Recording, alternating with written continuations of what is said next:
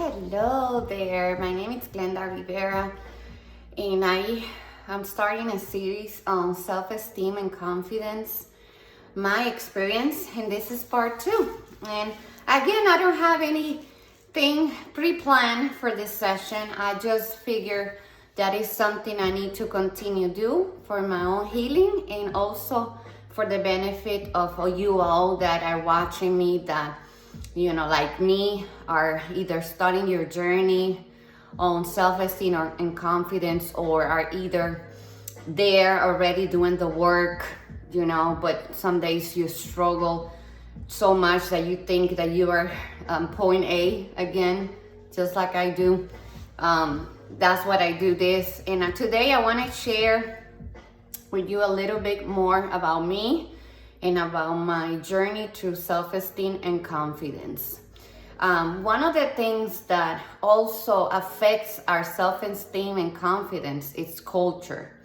And if you don't believe it, sometimes it's, in my particular scenario was that whatever the adults on the house believe, when it was my own belief as well. So it doesn't have to be anything substantial, like they wouldn't say like something specific, but the way sometimes that people behave, especially when it's adults and you're growing up in your forming years, you tend to observe some of their behavior. How do they talk about themselves, when they're making decisions, how do they react when they commit a mistake, stuff like that. You know what I mean, like different things. Doesn't have necessarily to be drastic, but small things. And it really gets to you subconsciously, because it starts affecting you and how you see yourself. Because how dare you go more than what you have been taught? How dare you overpass that line that silently, and it's an invisible line that no one talks about, but it's already there, And how do I notice that was because when I was around other people, how you see how every family has different cultures on their home, even though they can, belong to the same community, maybe the same state or country. Everybody have like different ways of saying things, and sometimes that affects and sometimes that doesn't affect the children, because I know people that have been born into environments where there's in the home they haven't provided much. They did the best they could, but it wasn't like a lot to build that child's self-esteem. But after all, it didn't affect the child as much, because the child had grown up into a more healthier adult and had changed patterns with their own children. So going back to my experience, I never realized these things, and you never realize these things until you're around other people and until you grow up out of your environment. You have to be put out in a different environment. If not, you wouldn't realize as much as you do when you're in a new environment. So I think it does affect culture, how they view things.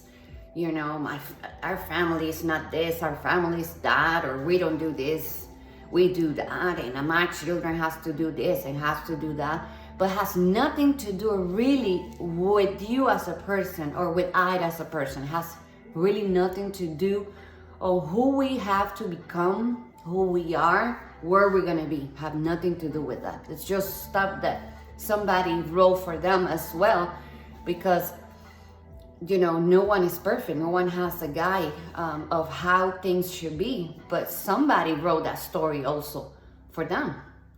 So where is the turning point, I think, in my life was when I had the ability to see that regardless of how rich or poor, or how much or little education, or how I look, or where I come from, that I had the right to have some respect for myself and to have confidence on myself to do whatever I wanted to do, what I dreamed to do, what I wanted to do, a goal that I want to obtain, that I was capable and I could. I didn't need anyone's permission to do it.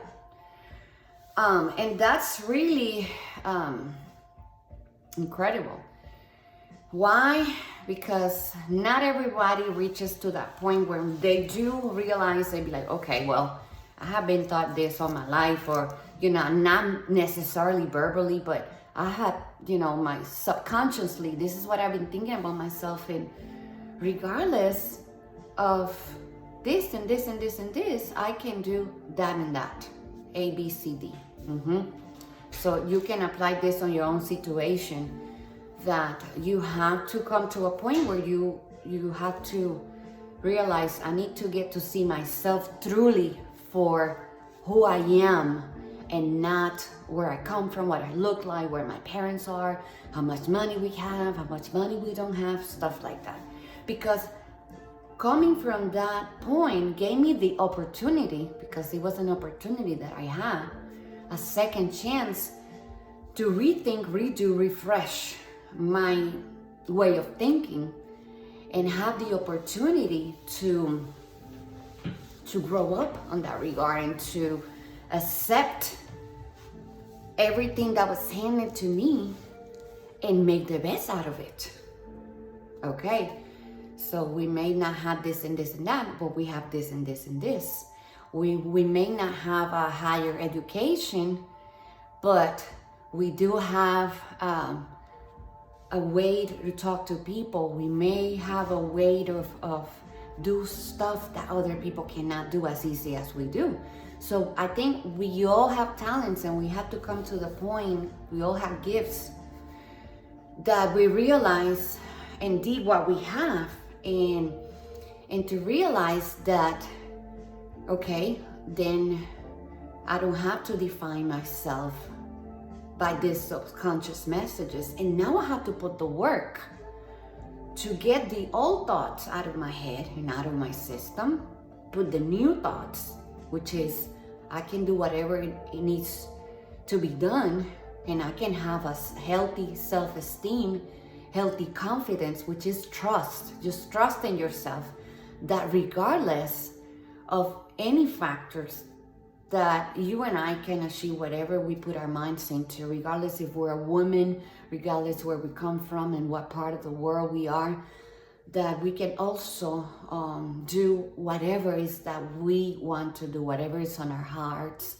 on our minds, on our souls, and whatever our purpose is on this life.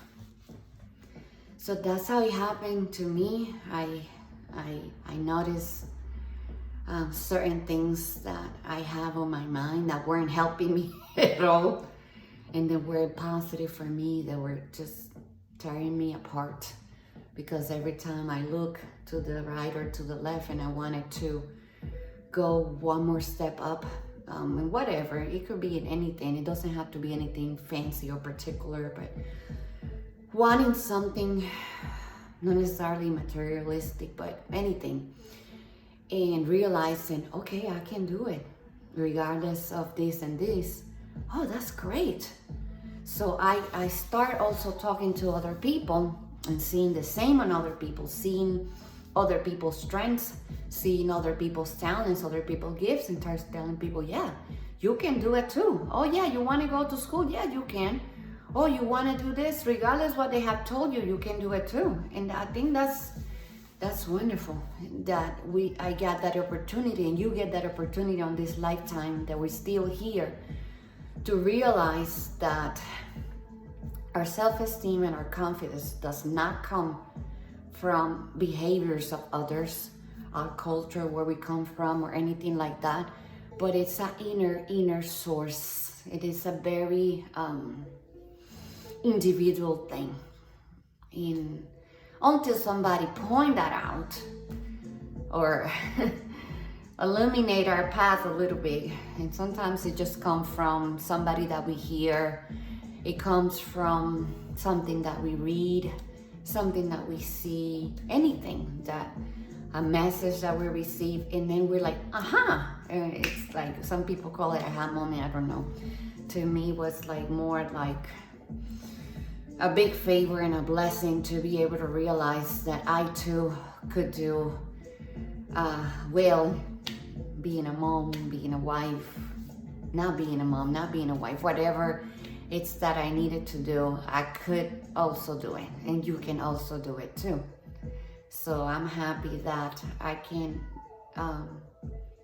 spend some time with you today, and I hope that this video in any way, any way, can just lift your spirit and help you somehow, some way, for you to continue to build your self-esteem and your self-confidence and do that thing that you want to do.